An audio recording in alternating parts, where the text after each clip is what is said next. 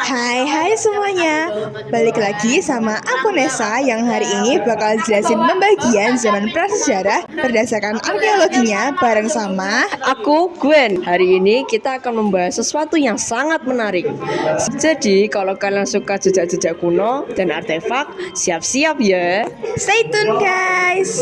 Jadi berdasarkan arkeologi, prasejarah dibagi menjadi dua zaman besar, yaitu zaman batu dan zaman logam. Kita mulai dari zaman batu. Dulu, di zaman ini alat-alat manusia umumnya terbuat dari batu. Zaman batu sendiri dibagi lagi menjadi beberapa periode, yaitu Paleolitikum, Mesolitikum, Neolitikum, dan Megalitikum. Mari kita bahas satu persatu. Yang pertama, Paleolitikum, yaitu zaman batu tua. Di sini, manusia hidup nomaden atau berpindah-pindah. Alatnya masih kasar, belum biasa halus, dan mereka masih berburu dan mengumpulkan makanan.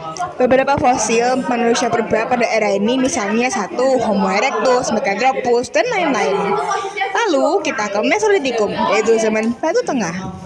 Di sini itu masa transisi antara Paleolitikum dan juga Neolitikum. Alatnya sudah mulai lebih halus meski masih sederhana. Pola hidupnya sudah agak menetap, tapi masih ada yang berpindah-pindah. Ada budaya Jochen Modinger, yaitu sampah dapur kerang, dan tempat tinggal seperti gua, yaitu Apistosros.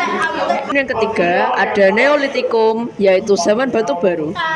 Manusia mulai menetap dan bercocok tanam, yaitu food producing. Alat batu sudah mulai dihaluskan, yaitu seperti kapak persegi, kapak lonjong, dan lain-lain. Ada juga tembikar, perhiasan, mata panah, dan sebagainya. Kemudian yang keempat, Megalitikum.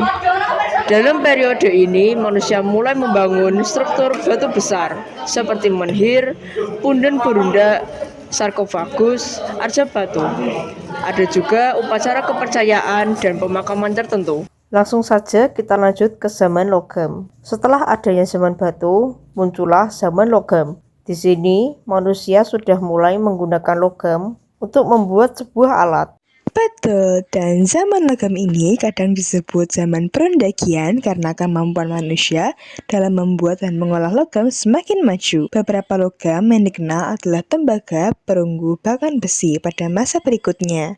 Tapi, Indonesia hanya mengalami masa perunggu dan besi. Nah, untuk zaman logam di Indonesia memiliki ciri khas. Kita sering menyebutnya zaman perunggu dan zaman besi karena zaman tembaga tidak ditemukan secara luas di sini. Yang menarik, mereka sudah mengenal teknik peleburan dan juga pencetakan logam. Ada dua teknik utama.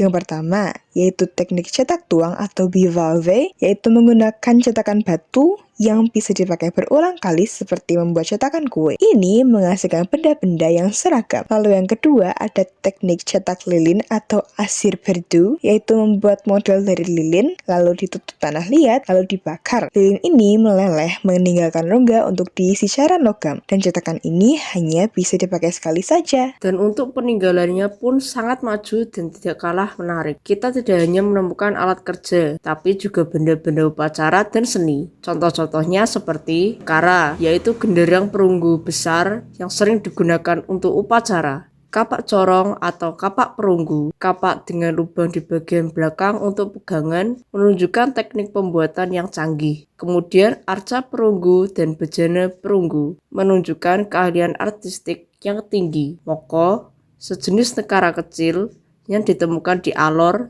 dan berfungsi sebagai alat tukar atau mas kawin.